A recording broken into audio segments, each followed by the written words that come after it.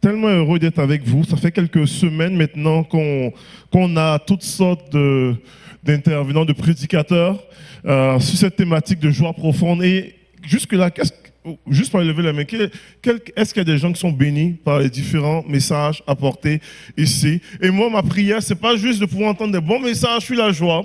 Ma prière, c'est qu'il y a quelque chose qui monte en dedans de vous, qui vous permet d'expérimenter une joie profonde, une joie réelle, une joie qui n'est pas juste, qui ne dépend pas juste des circonstances qui vous arrivent, des bonnes nouvelles qui vous arrivent ou des belles histoires qui vous arrivent, mais qui vient vraiment du plus profond de votre être à travers votre relation avec Dieu. Et ma prière aussi, c'est que Jésus élève ici en ce lieu des diffuseurs de joie, des gens qui allons vivre la joie de façon interne, tellement profonde, mais qui allons être aussi des diffuseurs de joie. Partout où est-ce que nous allons, dans nos différents milieux dans lesquels nous fréquentons, que nous puissions expérimenter, nous puissions être des gens qui communiquons la joie, qui communiquons cette joie de Dieu-là au milieu de nous. Il y a un récit qui me touche énormément, qui se trouve dans Luc chapitre 7. Un récit qui a une histoire de Jésus, tout ça. Alors que on parle de ça, si vous lisez dans Luc chapitre 7 à partir du verset 11, et on parle le lendemain d'un événement où est-ce que Jésus opère un miracle incroyable, où est-ce que le serviteur d'un centenier est guéri à distance. La Bible déclare que Jésus est en train de marcher, il est en train de se diriger vers une petite ville qui s'appelle Naïm. Et alors qu'il se dirige là, il y a une foule qui est avec lui. Et une foule qui l'entoure, il marche, ils sont en train de raconter ce qui s'est passé la veille, il y a de la joie au milieu d'eux, et ils sont en train d'arriver vers la porte de la ville. Et en même temps qu'ils arrivaient auprès de la porte de la ville, la Bible déclare qu'il y avait une autre foule qui arrivait. Et cette foule-là, c'était une foule qui accompagnait une madame, qui était veuve, déjà perdu son mari, mais qui venait de perdre son fils unique aussi.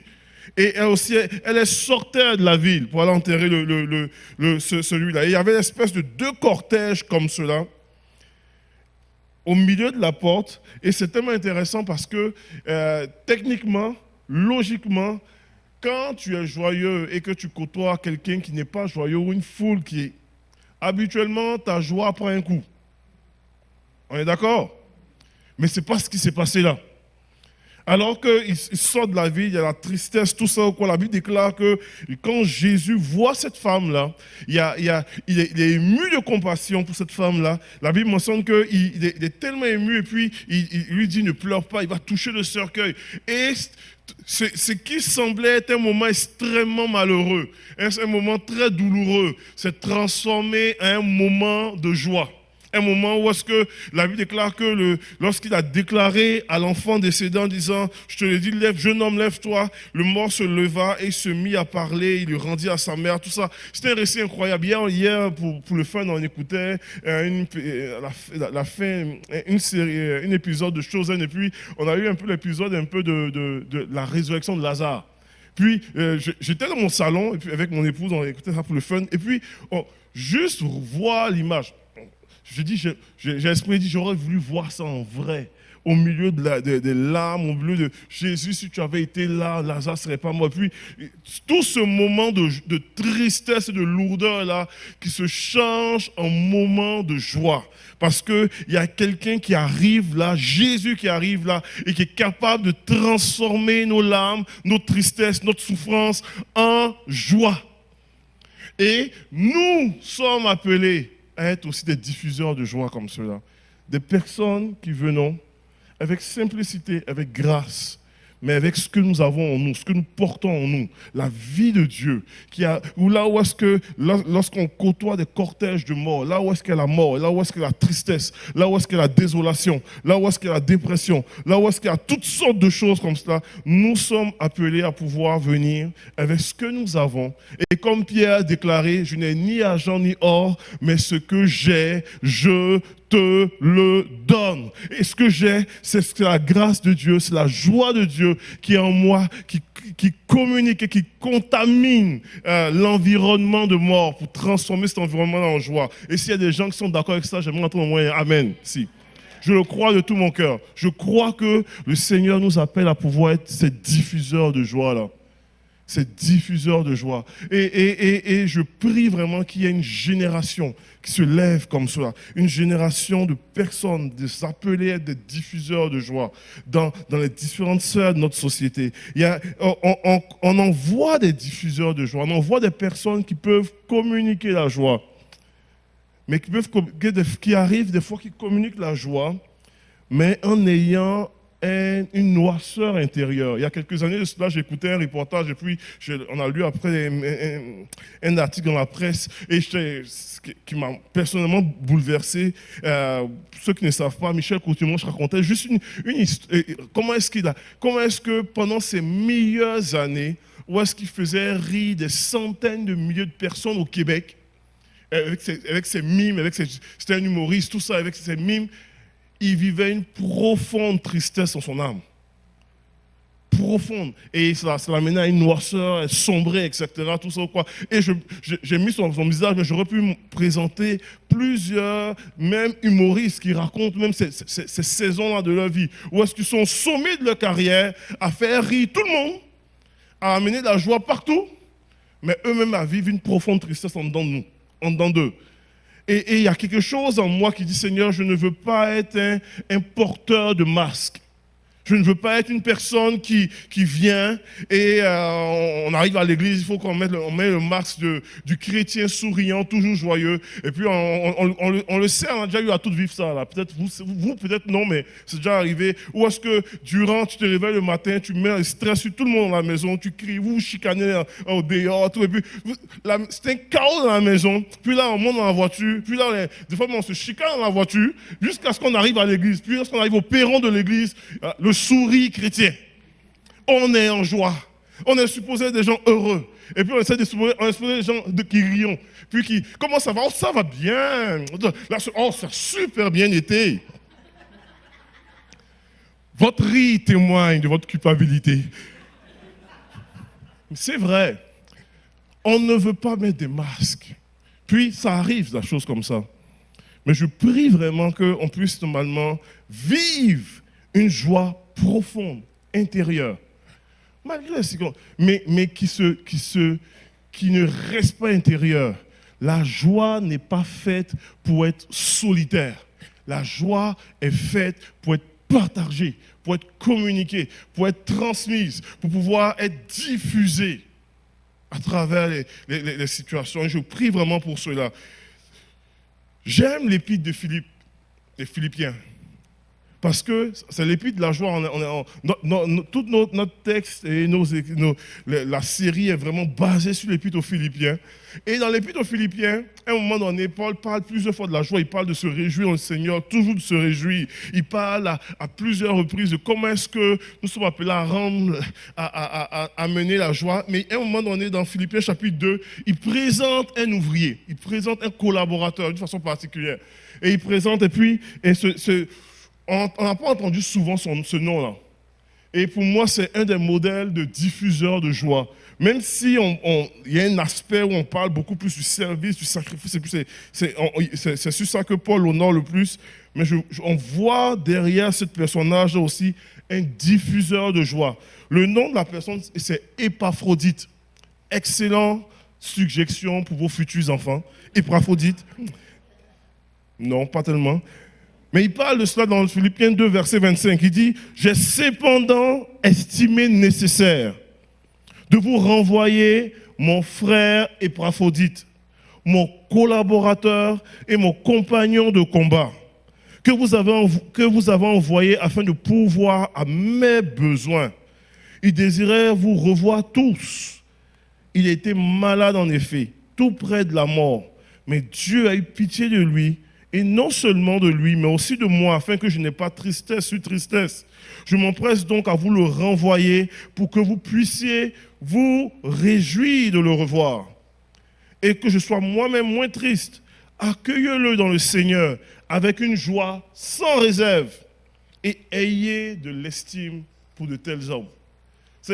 Il parle normalement d'Épaphrodite d'une façon, c'est juste cette portion des écrits. Quand on entend parler de ce personnage, on ne sait pas trop, mais il y a une chose qu'on sait de lui, puis quand tu essaies de pouvoir regarder, c'est un collaborateur de l'apôtre Paul. Il était un sujet de joie pour l'apôtre Paul, en étant celui qui était envoyé pour envoyer ce qu'il avait besoin, bénédiction, source de bénédiction. Et il était sujet de joie pour l'église de Philippe alors qu'il retourne. Là où est-ce qu'il se trouve, il est, de par son service, de par son sacrifice, de par sa disponibilité, il diffuse la joie. Et souvent, on a cette pensée-là de vouloir être sur des piédestals, sur des grosses estrades, etc., tout ça, pour pouvoir normalement influencer ou diffuser. Je crois profondément, ça c'est ma compte, que tu peux être un Épaphrodite, être cité peut-être une seule fois dans les Écritures, très peu, être souvent dans l'ombre que d'autres choses, mais être un diffuseur de joie et apporter un porteur de joie incroyable. Et de pouvoir, de par ce que tu fais, de par ton service, de par ce que tu es, être une personne qui communique d'une façon tellement puissante la joie autour de toi et qui fait du bien. Et j'aimerais vous parler un peu de cet appel-là du diffuseur de joie.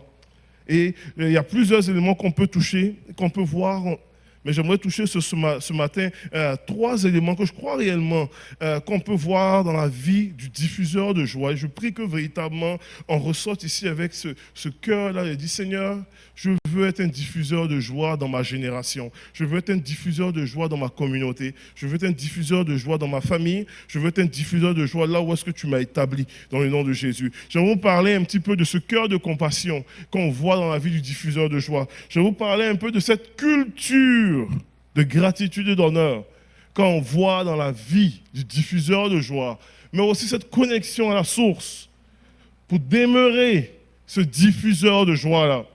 De ce diffuseur de joie. Lorsqu'on parle de l'appel du diffuseur de joie, il y a véritablement, on voit et on a vu dans la vie de Jésus, lorsqu'il rencontre la veuve de Naïm, on le voit dans la vie d'Épaphrodite qui se rend auprès de Paul dans le but de pouvoir pourvoir ses besoins. On voit ce cœur de compassion. En fait, lorsqu'on lit en Philippiens chapitre 2, parce qu'on n'a pas l'impression de ça au début, mais quand on lit dans Philippiens chapitre 2 au début, on va Philippiens 2, Paul commence en disant, s'il y a de la tendresse et de la compassion, rendez ma joie parfaite en vivant en plein accord, etc. Tout ça. Il parle de véritablement être en plein accord. Et puis après ça, il arrive vers la fin de sa lettre, de la portion de sa lettre, où est-ce qu'il commence à parler un peu du modèle de celui qui a de la compassion et qui se rend pour le voir, et il parle d'Épaphrodite. Cette réalité-là, en disant normalement qu'il a manifesté la tendresse, il s'est sacrifié, il s'est donné afin que les gens soient bien autour de lui. Il n'a pas cherché ses propres intérêts à lui, il a cherché le bien des autres, et afin que les gens puissent éprouver la joie, puissent être bien. Et quand on voit dans l'exemple de Jésus, Jésus aurait pu voir et puis dire, oh, il y a les funérailles, là, vous savez quoi, on va passer, on va détourner notre chemin. Je n'ai pas envie de scraper l'ambiance d'ici. Comprenez un petit peu? Touche ton voisin, dis, ne détourne pas ton chemin. Je crois réellement des fois, le Seigneur nous appelle à ne pas détourner notre chemin, mais être un diffuseur de joie. Amen. Il y a cette réalité-là, où est-ce que nous sommes appelés à pouvoir manifester un cœur de compassion qui amène la joie. Souvent, on va faire du bien et puis on ne se questionne pas souvent sur pourquoi faisons-nous cela. Mais il y a un rappel ici de la part de Dieu que cela doit venir à partir d'un cœur de compassion. Pas d'autre chose, parce qu'on en connaît, et puis je ne veux pas normalement pointer du doigt, mais on en connaît des gens qui font du bien sur des mauvais motifs.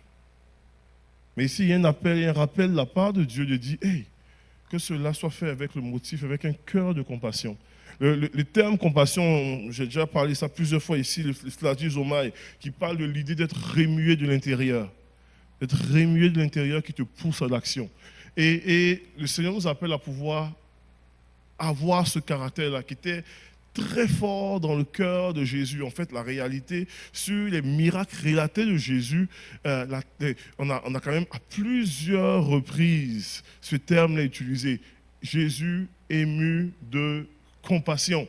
Jésus ému de compassion qui fait du bien. Jésus ému de compassion qui le pousse à l'action. Et je prie qu'il y ait cette émotion de compassion qui nous habite, qui nous pousse à ne pas rester indifférents, qui nous pousse à faire du bien, qui nous pousse à être des diffuseurs de joie, à être des gens qui allons apporter soulagement et soutien au milieu de la détresse et de la souffrance. Je crois vraiment à cet appel-là de cœur de compassion.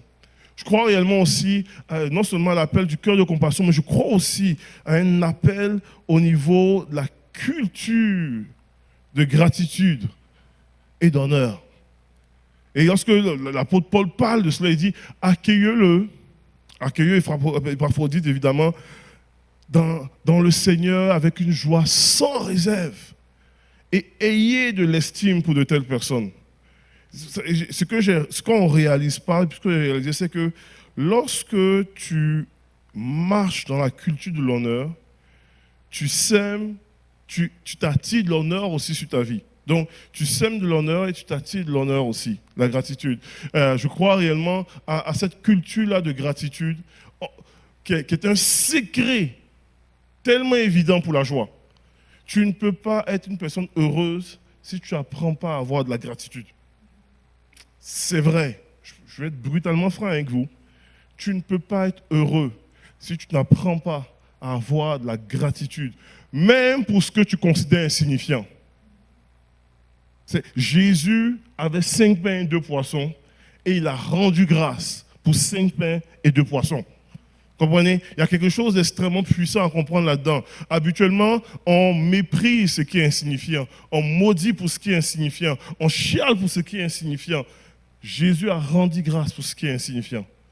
Il y a une culture de gratitude qui amène la joie, qui amène ce caractère du diffuseur de joie. Je le crois de tout mon cœur par rapport à cela. Vous savez, je vais être brutalement franc avec vous. J'ai l'occasion, puis j'ai une belle vision globale des fois.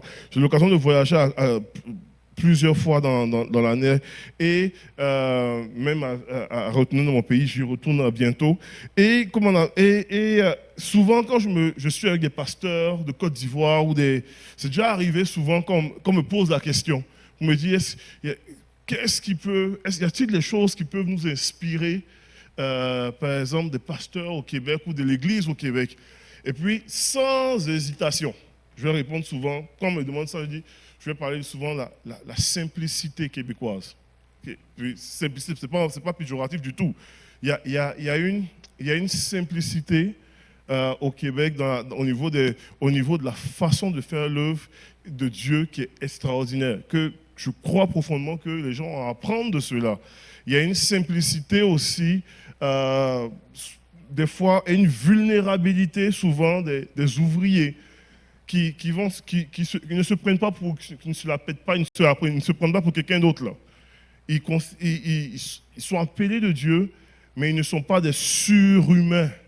Ils savent qu'ils ne sont pas parfaits, ils ont des combats, ils ont des défis, et ils sont capables de pouvoir rester qui ils sont. Tandis que dans mon pays d'origine, quand tu es un homme de Dieu, il y a une espèce de pression et tu dois être l'homme de Dieu. L'homme de Dieu qui ne fait pas de faute, qui ne pêche pas, puis qui est toujours parfait. Puis là, je dis, vous avez à apprendre de cela. C'est que ce que ça amène une pression, ça amène quelque chose qui amène une toxicité souvent dans l'œuvre de Dieu qui n'est absolument pas sain. Puis je le dis souvent, vous avez aussi à apprendre aussi de toute la mise en place d'une structure organisationnelle qui prévient contre les abus. Parce que quand tu te considères comme l'homme de Dieu, ça vient aussi avec l'effet des abus. Vous êtes d'accord avec moi? Et si on me demandait aussi, oh, qu'est-ce que l'Église du Québec a à apprendre aussi de l'œuvre de Dieu qui se fait, par exemple, en Côte d'Ivoire, instinctivement, si on me pose la question, il dit, la ferveur. Puis quand je parle de la ferveur, ce n'est pas juste de vivre la ferveur en criant, et puis en parlant en langue ribaba là. Non, non. Il y a une ferveur spirituelle, une atmosphère qu'on a à apprendre de ça. Puis si on me demande, je dis, il y a une autre chose aussi qu'on a à apprendre, c'est la culture d'honneur et la gratitude. Qui permet normalement de pouvoir, et il y a une façon dont est-ce qu'on accueille tout le monde. Puis ceux qui ont voyagé en Côte d'Ivoire pour la mission, ils m'ont dit oui, il y a une façon d'accueillir, une façon d'honorer. Puis ce n'est pas juste les pasteurs, là, oui, les pasteurs aussi, mais l'ensemble du corps du Christ. Au point où tu arrives dans une église et puis quand tu es une personne qui vient de l'autre côté, on dit mais tiens le micro, dis un mot, une salutation, qu'est-ce que tu portes de Dieu que tu peux nous bénir aujourd'hui? Puis on dit, chante, fais une prière, mais inspire-nous. Donc il y a une culture d'honneur qui reconnaît la signature de Dieu dans la vie de n'importe qui est très forte. Et ça amène, quand tu te sens bien accueilli, ça amène une diffusion de joie. Une diffusion de joie. Et ça, je prie véritablement, c'est ma prière, ça là, qui est vraiment aussi, qu'on puisse vraiment être inspiré comme cela, de part et d'autre, qu'on puisse vraiment être des espèces de bénédictions mutuelles, où est-ce qu'on en est inspiré. Et je crois vraiment à cela. Je crois à cette culture d'honneur qui amène la joie. Je crois à cette culture de gratitude, de reconnaissance qui amène la joie. Même si il peut arriver comme Épaphrodite, des moments moins le fun, la maladie, jusqu'à près de la mort. Vous comprenez un petit peu? Je vais raconter une petite histoire qui s'est passée il y a plusieurs années maintenant de cela. J'ai vécu un moment cauchemar de ma vie. Il y a plusieurs années, j'ai déjà déménagé sur la rive sud, tout ça, et puis j'avais une maison que je louais à Trois-Rivières. Puis, j'ai trouvé un locataire, je l'ai fait louer, mais mon locataire n'était pas un bon locataire. Vraiment pas. Donc, il a grouillé, il a payé, il a loué, la maison était louée août, septembre, octobre, 3 mois. En novembre, à partir de novembre, il n'a plus payé de loyer. Novembre, décembre. Puis, en novembre, il m'a appelé, il m'a raconté une histoire à coucher dehors.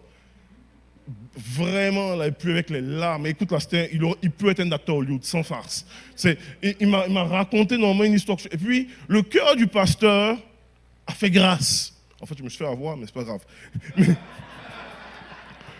Le cœur du pasteur dit, ah, ok, en décembre, j'ai vu qu'il ne payait pas. Puis là, écoute, là, ça ne marche plus, là, parce que j'ai mon paiement de maison ici, puis j'ai mon hypothèque de Trois-Rivières aussi. Donc là, écoute, moi, je suis en train de me noyer, là. Puis là, je dis, si tu ne peux pas payer, il faut quitter. Sauf que ça ne se passe pas si vite comme ça. Puis ça, je l'ai appris à mes dépens. Tu appelles la régie de logement, mais avant que tu puisses déloger quelqu'un, ça prend des mois. Puis ça, je l'ai appris à mes dépens. Et puis, je ne sais pas si ça a changé encore, mais quand c'est pendant l'hiver, on ne déloge pas les gens. Même Hydro ne coupe pas l'électricité, rien. Donc, tu es pogné avec quelqu'un qui ne paye pas dans ta maison jusqu'en avril. C'est un cauchemar. Puis moi, je dois payer c'est ce qui s'est passé. Jusqu'à ce qu'on passe en cours, etc., tout ça. Et puis là, je reçois normalement en fait, un jugement en ma faveur, évidemment. Puis là, quand tu reçois ton jugement en ta faveur, c'est pas fini. Tu dois aller normalement donner ça à un huissier et tu dois payer l'huissier. Encore. C'est pas lui qui paye, c'est toi qui payes pour le mettre dehors. Puis là, l'huissier, normalement, peut faire deux choses. Il peut soit faire la saisie de ses comptes en gelant ses comptes, ou il peut normalement amener des gens pour pouvoir les fixer. Moi, je dis, faites les deux. Tu sais, je veux avoir ma maison. Et on a gelé dans ses comptes, et puis on a gelé normalement l'équivalent. je vous dis sans farce, il me devait un peu plus de 6 000 dollars. On a gelé 300 dollars. C'était tout ce qu'il avait dans son compte. 300 dollars sur son compte. Vous comprenez que 300 dollars, pour moi, c'est absolument rien face à tout ce que j'ai à payer. Et puis, parce qu'on a gelé 300 dollars, il m'a appelé.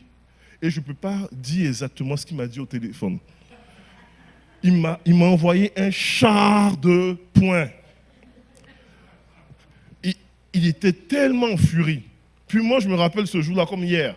Parce que je sortais de l'IBQ, à encourager des étudiants au collège biblique, tout ça. Et puis, c'est la foi, Jésus. Puis, je sors de l'IBQ à 4h30. Puis là, j'ai un appel qui me ramène très vite sur la terre.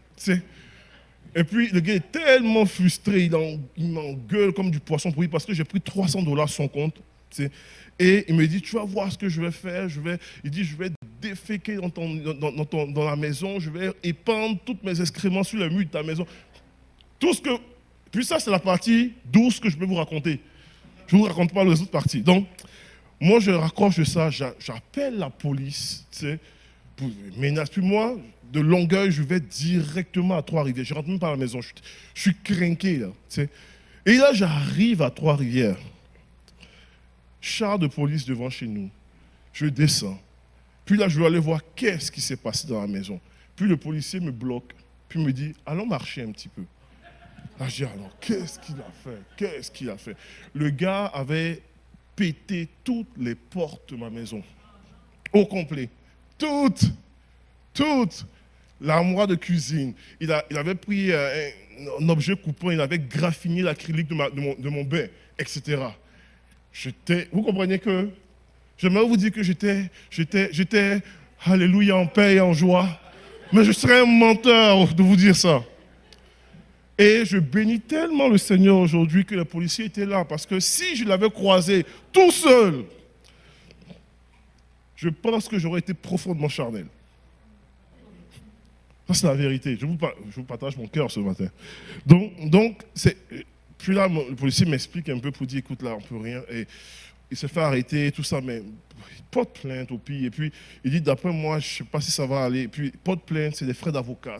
Bon, je dis, de l'argent que je n'ai même pas encore, là, je suis en train de capoter, là. Puis là, je vois que tout est pété, etc., tout ça. Je suis tellement découragé. J'appelle les assurances parce que le gars était locataire. Les assurances refusent de payer. C'est même pas, ils considèrent que ce n'était pas un bris d'une évasion de domicile, c'est le locataire qui habitait là, qui a brisé, donc ils refusent de payer. Puis là, il fallait se battre, j'avais plus d'énergie pour me battre là. J'étais tellement découragé. Je vous raconte ça, parce que quand je raconte ça, habituellement c'est un sujet de méga frustration. Ça m'a pris des années pour réparer ça, parce que bien évidemment, tu le mets sur la marge de crédit, et à chaque fois que les paiements passent pour rembourser cette immense dette-là, tu as toujours un pincement au cœur. Honnêtement, tu as mal. Puis tu dis, puis là, le gars, le compte de tout, pour ne pas avoir son argent, il s'est mis sur le BS, sur le bien-être social, qui permet, qui était un fonds insaisissable. Donc, j'ai juste récupéré 300 dollars de tout ce qu'il a fait. Quand je raconte ça, je vous le dis, c'est un sujet vraiment de cauchemar habituellement, mais ce qui était un sujet de pire cauchemar a été normalement un de gros cauchemars, a été un des plus grands sujets de gratitude dans ma vie. Parce que pendant des années, j'ai raconté cette histoire-là, en prison, lorsque j'étais dans mon rôle d'aumônier. Et j'amenais normalement la pensée de comment est-ce que tu as appelé à pardonner. Puis, je vous le dis, là, je ne dirai pas son nom ici du gars en question, mais ce gars-là a été utilisé par Dieu pour m'apprendre à pardonner. Il a été utilisé par Dieu pour m'apprendre à prier pour mes ennemis. Puis, je vous le dis là, ça m'est arrivé à plusieurs reprises de prier pour mes ennemis, de prier pour lui, puis espérer, puis dire, mais j'espère vraiment ce qu'il y a de meilleur pour lui malgré tout. Et puis de pouvoir... Et chaque fois que je raconte ça, j'ai toujours eu des témoignages, des retours de témoignages là, de détenus qui ont... J'ai déjà eu un détenu qui est venu me voir pour lui dire, je tiens à te demander pardon. Il dit, moi non plus, je n'étais pas un bon locataire. Puis il me demandait pardon pour tout ce qu'il a fait vivre à ses propriétaires. Tu sais. Mais des gens qui ont été profondément touchés.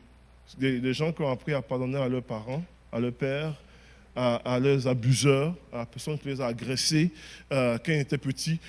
Toutes sortes de choses. Des gens qui sont venus. Donc, ce qui était sujet de pure bouette pour moi est devenu un sujet d'action de grâce parce que j'ai vu des gens profondément touchés et transformés. Aujourd'hui, je raconte ça avec le sourire parce que, sincèrement, Dieu a pris cette situation complètement boiteuse là et il a tourné ça pour sa gloire. Et au point où même, et je crois profondément que Dieu est capable de prendre les pires situations de ta vie, quelle que soit l'ampleur de la situation, et le tourner en sujet un jour de gratitude. Peut-être tu n'es pas là aujourd'hui, et c'est correct, mais il va le prendre pour le faire tourner pour sa gloire. Pour qu'un jour tu puisses te tenir et puis dire, hey, je rends tellement gloire à Dieu. Peut-être ça a amené tellement de choses, mais en même temps, regarde tout ce qui ressort, tout ce qui est de la vie qui ressort de ça. Moi, je le crois de tout mon cœur. Je ne vais pas être très long ce matin, mais je veux vraiment amener cette dynamique-là. Où est-ce que le Seigneur, dans n'importe quelle circonstance, bonne ou pas bonne, la maladie d'Épaphrodite a été un sujet de rendre grâce à Dieu pour dire Christ a eu pitié de moi et de lui aussi et il a permis quand même de pouvoir de le sortir de ça et je vous renvoie vite vers vous là-bas pour que vous puissiez aussi vous réjouir de le revoir. Donc ce qui est même négatif, quand tu as une culture de gratitude, le Seigneur va l'utiliser pour que ce soit des sujets de rendre grâce, des sujets de reconnaissance dans le nom de Jésus. Je vais terminer avec ça, avec mon dernier point. Je vais même inviter les musiciens à venir. Le dernier point, c'est l'idée de pouvoir. Je crois réellement à cette dynamique-là de cœur, de compassion, de cette culture de gratitude et d'honneur. Mais je crois profondément pour pouvoir être un diffuseur de joie, sans être un hypocrite qui met un max de joie seulement. Parce qu'on peut faire semblant de pouvoir être un faux diffuseur de joie et avoir des semblants, mais on peut normalement être un vrai diffuseur de joie en laissant la joie de Dieu à l'intérieur jaillir à l'extérieur de nous. Pour pouvoir faire cela, nous avons besoin d'une connexion à la source, on a besoin d'être connecté à la source. On a besoin je crois profondément à cela, au risque de me répéter, mais je n'ai pas d'autre piste de solution que de venir à celui qui est notre joie. Vous savez, la Bible déclare, c'est Paul qui dit ça, le même Paul qui enseigne avec les Philippiens, il dit « Ce que l'Esprit de Dieu produit en nous », Galates 5, 22, ou le fruit de l'Esprit, les conséquences directes de l'œuvre de l'Esprit en nous, c'est l'amour, c'est la paix, c'est la joie. Produit en nous la joie. Et Jésus va dire dans Jean chapitre 15, donc si vous lisez le chapitre de Jean chapitre 15, c'est le chapitre où est-ce que Jésus insiste sur l'importance de demeurer en lui. Il dit, demeurez en moi. Et il dit, je vous dis cela, je vous dis cela en parlant de demeurer en moi. Il dit, je vous dis cela afin que quoi? Ma joie soit en vous et que votre joie soit parfaite. Aussi longtemps que ma joie n'est pas en vous, votre joie n'est pas parfaite. Votre joie est circonstancielle. Ça va dépendre si tu as gagné normalement, le gagnant le $1000 par semaine à vie. Ça va dépendre finalement, est-ce qu'on a eu des tarifs douaniers ou pas. Ça doit dépendre des conjonctures économiques. Ça va dépendre de est-ce que j'ai un nouvel emploi. Est-ce que mon boss est fin avec moi. Est-ce que mes enfants ne m'envoient pas péter dans les fleurs. Comprenez, ça va dépendre de toutes ces choses-là qui sont, je comprends, humainement, mais Jésus dit non. Il y a une joie qui vient de moi qui va rendre votre joie parfaite, votre joie accomplie, véritablement. Et il dit, vous avez besoin de demeurer en moi. Vous avez besoin d'être connecté à la source. Vous avez besoin de mariner dans ma présence. En prison, je disais, c'est une phrase que je dis régulièrement. Puis ça, c'est mes classiques là. J'aime souvent dire, l'être humain est comme du tofu. L'espèce de pâte, pour ceux qui ne savent pas le tofu, c'est quoi? Une pâte de soja, etc., tout ça. Mais qui goûte rien, qui est insipide. Et avec du tofu, on est capable de pouvoir faire... on peut normalement faire des morceaux dans une sauce ou dans une recette chinoise pour en faire comme ça, goûter comme de la viande. On peut faire un dessert avec du tofu. En fait, il goûte là où est-ce qu'il a mariné. Et si tu marines avec une sauce teriyaki, tu vas trouver que ça goûte comme une bouffe orientale. Si tu mets du miel dessus, ça goûte une autre. Et l'être humain est souvent comme cela. Là où est-ce que tu as mijoté, là où est-ce que tu as mariné, tu finis par goûter ça. Et c'est mon classique avec les détenus parce que je leur dis, si tu marines avec un gang de rue, tu vas parler comme un gang de rue. Tu vas goûter comme un gang de rue. Tu vas te tenir, tu vas utiliser l'expression d'un gang de rue. Tu vas te comporter comme un gang de rue. Si tu marines avec des gens qui aiment Jésus, tu vas finir par goûter ça aussi. Si tu marines avec des gens qui aiment la présence de Dieu, tu vas finir par goûter ça aussi. Et moi, je crois réellement qu'il y a un appel de Dieu à mariner dans sa présence, afin d'être des porteurs de sa présence, à mariner en Christ, afin de pouvoir communiquer sa joie, afin de communiquer sa paix, afin de communiquer son amour, afin de communiquer sa vie, afin de communiquer sa puissance, afin de communiquer la guérison, afin de communiquer l'espoir, afin de communiquer ce qu'il y a en Jésus. Et ce qui est en Jésus est appelé à être diffusé. Et nous pouvons être ces diffuseurs de vie et de joie dans le nom de Jésus. Je le crois de tout mon cœur, cela. Et je sais qu'aujourd'hui, dans cette saison de notre vie, on peut être tourbillonné par toutes sortes de choses qui se passent dans le monde. J'ai utilisé cette image-là, on connaît cette image-là, qui est un cyclone, l'œil du cyclone. Et des fois, notre monde ressemble à ça. Où est-ce qu'il y a toutes sortes de choses, qui tourbillonnent. Souvent, au niveau des vents, au niveau des cyclones, on parle de vents qui peuvent aller jusqu'à 300 km/h. Intense, la vie est intense, la vie vironne, la vie tourbillonne. Et le paradoxe de ça, c'est que le cyclone peut être extrêmement fort, il ramasse toutes sortes de débris, toutes sortes de choses. Mais l'œil du cyclone, on ne se rend pas là, mais dans l'œil du cyclone, que l'espèce de trou au milieu, les vents souvent vont osciller entre 30 et 40 km/h.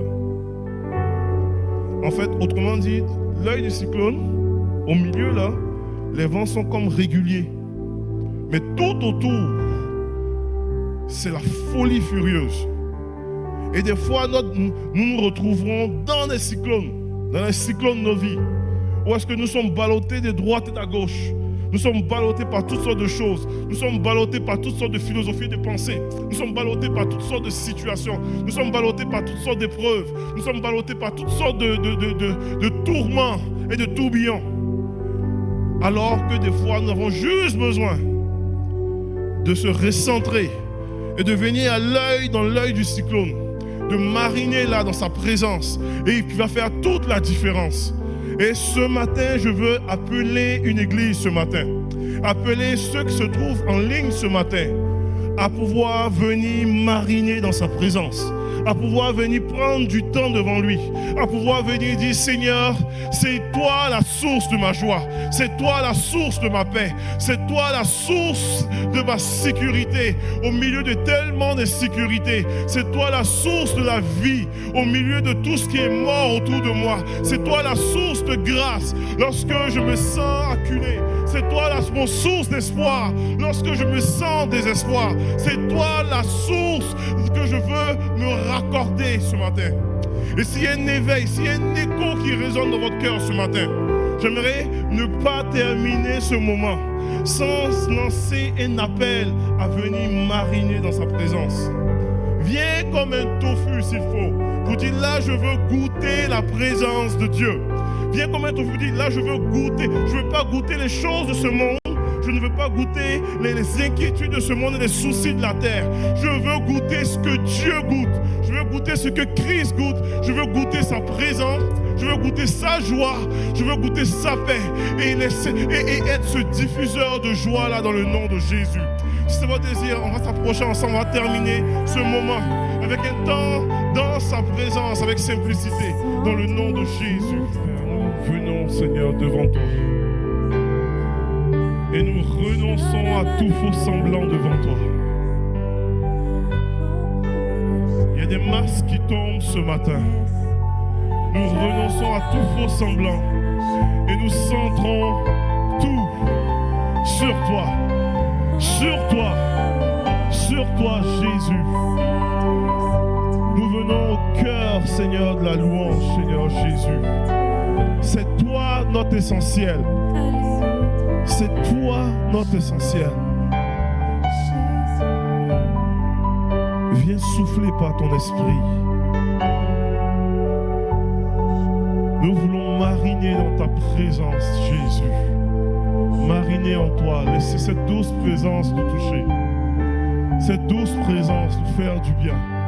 Cette douce présence nous rencontrer. Viens, Seigneur. Viens, Seigneur. Le Seigneur vient te toucher là où tu es présentement. Reçois. Il vient te toucher. Il vient avec sa grâce, il vient avec son huile, il vient avec sa présence. Cette douce présence qui fait tellement la différence. Cette douce présence qui vient te recouvrir. Qui vient te recouvrir. Il vient te toucher aujourd'hui. Reçois-le avec grâce, avec foi. C'est lui qui te touche. C'est lui qui te touche. C'est lui qui te touche. Et il te dit, tu peux tellement demeurer là. Face à tes tourments, face à tes inquiétudes, face à ce qui vient générer en toi toute forme de frayeur, de peur, d'anxiété. C'est en moi tu peux trouver refuge. C'est en moi tu peux trouver la paix. Il vient te dire, n'aie pas peur. Il vient te dire, je suis avec toi. Il vient te dire, je te relève. Il vient te dire, je viens à ton secours. Il vient te rappeler, alors que tu as peur, je suis avec toi. Je suis avec toi. Je suis avec toi.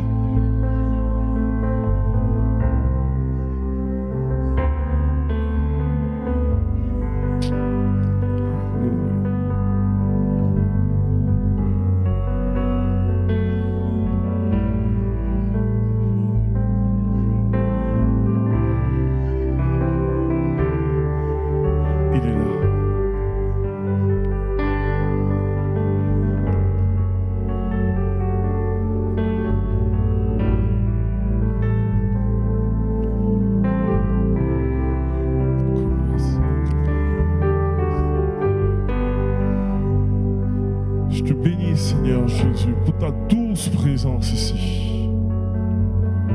Pour ta douce présence ici. Qui nous fait du bien. Qui nous fait du bien. Il y a une œuvre de guérison ce matin dans les cœurs. Il y a une œuvre de guérison dans le cœur de plusieurs ici. Une œuvre de guérison qui prend place alors qu'on marine dans cette douce présence. Le Seigneur vient te parler, vient guérir. Il vient guérir les cœurs brisés. Il vient te toucher. Il vient te restaurer. Là où est-ce qu'il y avait la peine, là où est-ce qu'il y avait la souffrance, il vient te toucher là. Avec grâce, avec puissance. Peut-être tu t'es senti pendant longtemps dans une espèce de cortège de mort. Le cortège de vie arrive pour te communiquer la vie. Sa présence vient souffler sur toi.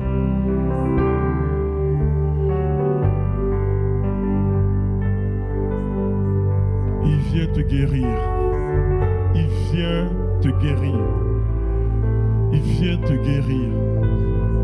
Il vient te guérir. Il vient te guérir. Il y a une œuvre surnaturelle qui prend place ici en ce lieu. Jésus vient te guérir. C'est pas quelque chose qu'on craint, c'est une œuvre de son esprit. Et c'est lui seul qui le fait. Et à lui seul toute la gloire. Mais sa puissance est à l'œuvre ce matin. Pour toi. Il y a un rendez-vous divin avec toi. Où est-ce qu'il vient te toucher? Il vient te restaurer. Il vient amener à la vie ce qui était mort. Les années qu'ont dévoré la sauterelle, il vient les restaurer. Et il vient te toucher d'une façon surnaturelle et puissante. C'est lui ton Père, c'est lui ton Dieu. C'est lui qui te touche et qui te restaure. C'est pas une œuvre d'homme, c'est lui qui le fait ce matin. C'est lui qui le fait ce matin, afin de faire de toi un diffuseur de joie. Pas juste un diffuseur qui mime la joie, mais un diffuseur de joie qui vient de l'intérieur. Une grâce qui vient de l'intérieur, que c'est lui qui produit.